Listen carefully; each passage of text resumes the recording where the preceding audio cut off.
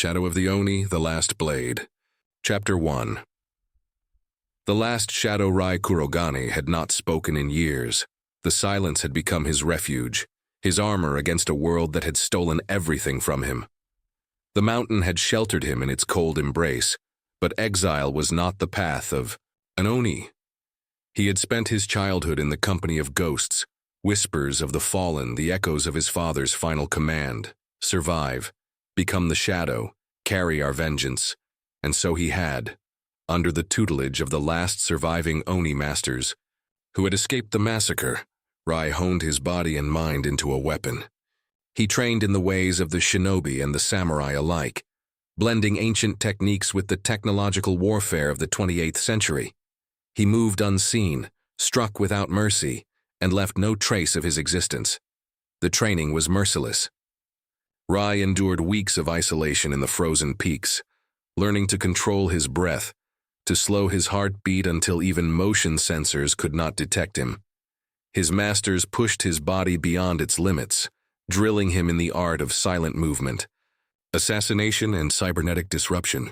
He learned to manipulate the city's digital veins, hacking surveillance systems with a flick of his wrist, disappearing into the cracks of an empire that ruled with an iron fist.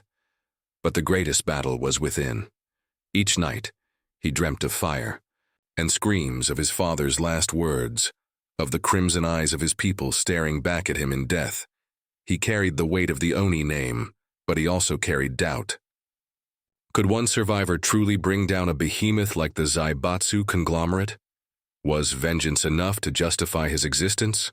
The Zaibatsu had spent the last decade scouring the underworld for remnants of the Oni clans, hunting them like vermin, erasing their name from history. But history, Rai knew, could be rewritten in blood. Tonight it would begin.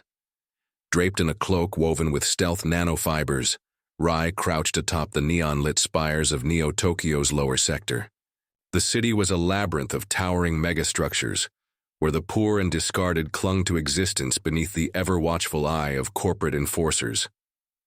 Below him, a convoy of armored vehicles snaked its way through the streets, their insignias unmistakable.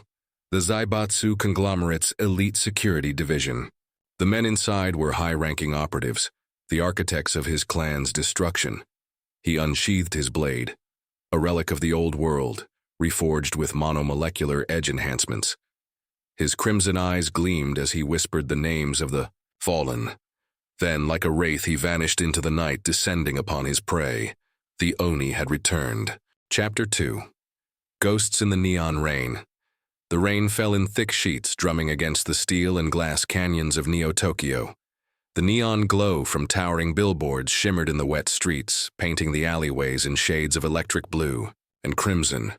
Blood mixed with the rainwater, pooling near the broken bodies of Zaibatsu operatives. Rai moved like a phantom through the wreckage of his ambush, his breath steady, his katana dripping red. The attack had been swift, precise. Silent deaths in the dark. The convoy had no time to react before their lives were cut short. But this was only the beginning. A soft chime echoed in his earpiece. "You made quite the mess, little shadow," a voice teased. Rai recognized the speaker instantly. Kiyomi Tanaka, the only person who had ever come close to catching him. It had to be done, Rai murmured, his voice hoarse from years of disuse. The Zaibatsu are going to tear this city apart. Looking for you. You should have let me handle it. This is my war, Kiyomi, not yours, she sighed. Then at least let me give you intel that might keep you alive. Meet me at the Crimson Lotus. Midnight. Rai hesitated. Trust was a rare commodity in his world, but Kiyomi had saved his life before, and if she had information, he couldn't afford to ignore it. The Oni's vengeance had only just begun. The Crimson Lotus was a relic of another era. Nestled deep within Neo-Tokyo's underbelly, the club thrived beneath the Zaibatsu's notice, an oasis for criminals, mercenaries, and exiles. The air was thick with the scent of burning spice, laced with the artificial sweetness of synthesized sake. Holograms flickered along the walls, displaying forbidden images of old-world cherry blossoms drifting in an endless cycle. Rai moved through the crowd unnoticed, his hood drawn low, his steps soundless. The music thumped like a heartbeat, masking the tension that coiled in his muscles. He spotted Kiyomi at the back of the club, lounging in a high-backed booth, her cybernetic fingers drumming idly against a glass of clear liquid. She hadn't aged a day since he had last seen her, still sharp-eyed, still dangerous. "You're late," she remarked, tilting her head. "Or were you hoping to make a dramatic entrance?" "You have information. Give it to me." Kiyomi chuckled, gesturing. For him to sit, always so direct, fine. Word is, the Zaibatsu isn't just hunting Oni survivors anymore. They're hunting something bigger. Rai narrowed his eyes. "What?" She leaned in, voice barely above a whisper. "They're looking for the last Oni artifact, the Blood Lotus, and if they find it before you do, this war is over before it begins." Rai's grip tightened around the hilt of his blade. He had thought the Zaibatsu had destroyed everything tied to the Oni legacy. But if the Blood Lotus still existed, then there was still hope. Kiyomi smirked. "I take it I have your attention now?" Chapter 3. Shadows of the Past. The weight of Kiyomi's words hung heavy in the air.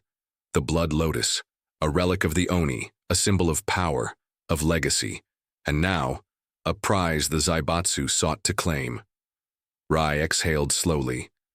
"Where?" Kiyomi took a sip from her drink, her cybernetic fingers tapping idly against the glass. The neon lights of the izakaya flickered against her face, casting shifting hues of crimson and violet. "Rumors place it in the old district, buried beneath what remains of the Kurogane estate. But if the Zaibatsu is hunting it, you won't be the only one searching." The name twisted in his gut. The Kurogane estate, his childhood home, now little more than ashes beneath the corporate sprawl. If the Blood Lotus was there, retrieving, it would mean returning to the grave of his past. Memories clawed at the edges of his mind. His father's voice, his mother's laughter, the scent of cherry blossoms in the courtyard before the fires came. Rai clenched his jaw. "Then I move now." Kiyomi grabbed his wrist, her grip firm but not forceful. "Not alone, you don't. I have resources, contacts. You can't waltz into a Zaibatsu excavation and expect to walk out. Let me help you." For a long moment, Rai said nothing. He had walked alone for so long that the idea of an ally felt foreign. The path of the shinobi was one of solitude, but vengeance was nothing without purpose. He nodded. "Then let's move." The past awaited him in the ruins of his own name, and this time he would not run from it. Chapter 4. Blades in the dark. The old district was a shadow of the past, a graveyard of the old world swallowed by the ever-expanding city. Once, the streets had been lined with artisan shops and shrines, the air rich with incense and the laughter of children. Now it was a wasteland of shattered structures and forgotten spirits, reduced to a hunting ground for corporate scavengers and syndicate enforcers. Rai and Kiyomi moved in silence, their forms weaving through the maze of collapsed buildings and rusted neon signs. The Kurogane estate had once stood at the heart of this district, a symbol of tradition in a world that sought to erase it. Now, it was nothing more than rubble buried beneath steel and progress. They reached the excavation site, a gaping wound in the earth, where the remains of the estate had been swallowed by the relentless march of industry. Massive floodlights bathed the area in artificial daylight, and at least a dozen Zaibatsu operatives patrolled the perimeter. Drones hovered above, scanning for intruders, their cold, unfeeling optics sweeping through the ruins. Rai narrowed his eyes. "Too many," Kiyomi smirked. "Then we even the odds." She reached into her coat, pulling out a small device. With a flick of her wrist, she activated it. A pulse of electromagnetic energy rippled outward, scrambling the drone's sensors. In an instant, their optics flickered, then went dark, crashing lifelessly to the ground. The Zaibatsu soldiers tensed, their hands moving to their weapons, scanning their surroundings for threats. Rai took the opportunity. Like a shadow, he moved. The first guard barely had time to register the blur of motion before Rai's blade sliced through his throat. He caught the body before it fell, lowering it soundlessly to the ground. Another guard turned, confusion flashing in his cybernetic eyes. Rai's kunai buried itself between them before he could shout. Kiyomi moved with him, her cybernetic limbs granting her inhuman speed. She dispatched a soldier with a precise strike, to the throat, then turned, deflecting a gunshot with the edge of her reinforced arm before driving a knife into her attacker's heart. The Zaibatsu forces fell one by one, their training useless against the ghosts in the dark. Within minutes, the site was silent, save for the hum of flickering lights and the distant buzz of the city. Rai stepped forward, his gaze locking onto the entrance to the excavation. A massive vault door loomed before him, its surface covered in ancient inscriptions, symbols of the Oni of his ancestors. He placed his hand against the cold metal, a whisper escaping his lips. "I'm home." Kiyomi glanced at him. "Are you ready for what's inside?" Rai's grip tightened on his blade. "I have to be." With a hiss of decompressing air, the vault began to open. The secrets of the past awaited within, and the path of the last ninja would soon be revealed. Chapter 5. The Blood Lotus. The vault door groaned as it slid open, revealing a chamber untouched by time. Flickering lanterns lined the walls, their ancient flames preserved by some forgotten technology. At the heart of the room, atop an obsidian pedestal, rested the Blood Lotus, a crystalline flower pulsing with a crimson glow. Rai stepped forward, but a presence in the shadows stopped him. From the darkness emerged a figure clad in black armor, the sigil of the Zaibatsu etched into his chestplate. "You should have stayed dead, Kurogane," the figure growled, unsheathing a blade of gleaming nanosteel. "But I'll finish what was started years ago." Rai tightened his grip on his katana. "You'll try." Their blades clashed, sparks flying in the dimly lit chamber. The Zaibatsu warrior was fast, but Rai was faster. Each strike was countered with fluid precision, every movement honed by years of discipline. Kiyomi engaged two more operatives who emerged from the shadows, her cybernetic limbs a blur of lethal efficiency. Rai ducked beneath a slash, pivoted, and drove his sword into the warrior's side. A cry of pain echoed, but the Zaibatsu soldier wasn't finished yet. He activated an energy blade along his arm and lunged again. Rai sidestepped at the last second, redirecting the force, and with one final stroke, severed the enemy's throat. The warrior fell, lifeless. Breathing heavily, Rai turned to the Blood Lotus. He reached out, his fingers grazing the surface. A flood of memories surged through him. His ancestors, his lineage, his duty. "It's yours now," Kiyomi said, standing beside him. "What will you do with it?" Rai stared at the glowing flower, then at the city beyond. "End this war. Burn the Zaibatsu to the ground." Chapter 6. Dawn of the Oni. The city trembled as explosions rocked the Zaibatsu towers. Rai and Kiyomi led the assault, their movements like shadows among the chaos. The power of the Blood Lotus surged through him, infusing his every step with strength and purpose. The oppressive regime of the Zaibatsu, which had long ruled with an iron grip, began to fracture under the weight of the rebellion. The forgotten shinobi, ancient warriors who had once been revered, now took their place at the forefront of a revolution. Rai's heart pounded with each strike he delivered, the red glow of the Blood Lotus casting an eerie reflection on his blade. His mind was a whirlwind of thoughts, memories of his father, the sense of duty that had once felt like a curse, and now, the undeniable realization that this was his destiny. The Zaibatsu had bred corruption, turning the city into a concrete jungle of suffering. Now, the age of retribution was at hand. Kiyomi moved like a phantom beside him, her cybernetic limbs a blur as she dispatched anyone who dared to stand in their way. The rebels, emboldened by their cause, pushed forward with ferocity, reclaiming ground with every building they toppled. The cries of those who had long been oppressed filled the air, drowning out the cries of the fallen. As they reached the heart of the Zaibatsu complex, Rai could see the gleaming spires of the central command tower looming above the city. There, at its pinnacle, was the true enemy, the Zaibatsu overlord, the architect of the suffering that had plagued his people for so long. Rai's grip tightened on the blood lotus, its power humming through him like a pulse of pure energy. The time for mercy had passed. It was time to end this. You know what must be done, Kiyomi said, her voice low but steady. The Overlord's death will bring the Empire to its knees, but there are many who still serve him, those who will fight until the very end. We will need to be prepared. Rai nodded, his gaze never wavering from the distant tower. We won't stop until it's all gone. For every life they've ruined, every soul they've enslaved, we will see their empire burn.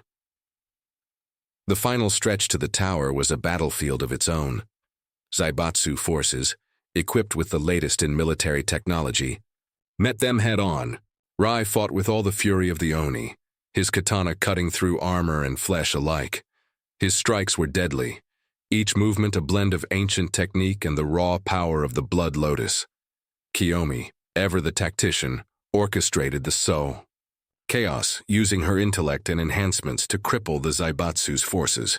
Her limbs moved with deadly grace, her strikes not just physical but calculated, each one breaking down the enemy's morale and leadership. But there was no time to celebrate. As they reached the base of the command tower, a figure cloaked in dark armor stepped out from the shadows.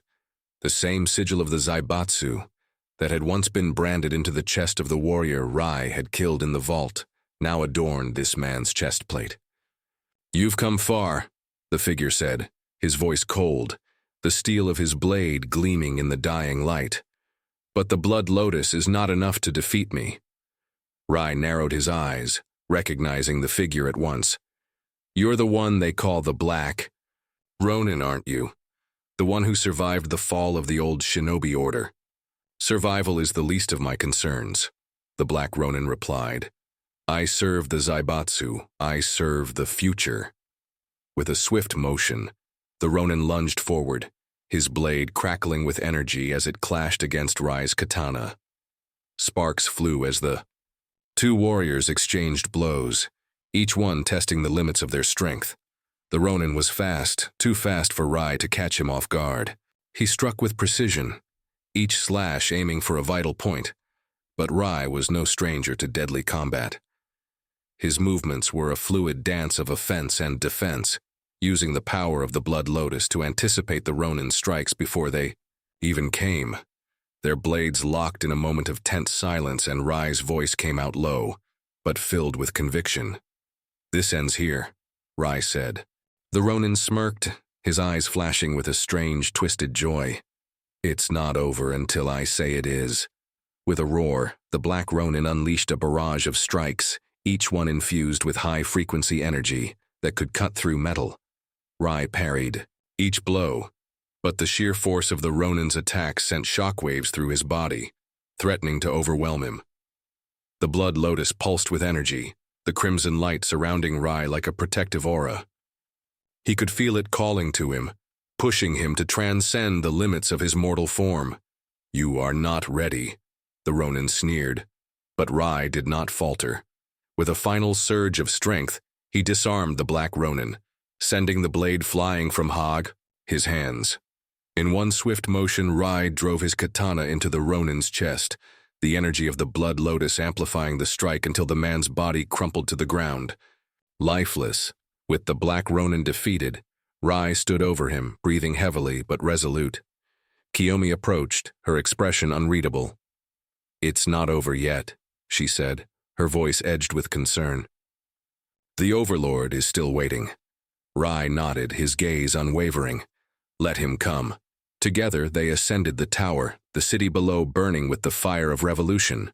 At the top, waiting for them, stood the Zaibatsu Overlord, his eyes cold and calculating. Welcome to the end, the Overlord said, his voice reverberating in the wind. You've made it this far, but you will not leave here alive. Rai raised the blood lotus high, its crimson glow lighting up the sky. We'll see about that. The age of the Oni had truly begun. Thank you for watching. Hope you enjoyed the story. Let me know in the comments what ideas you would like the next story to be about. Please leave a thumbs up, share, subscribe, comment.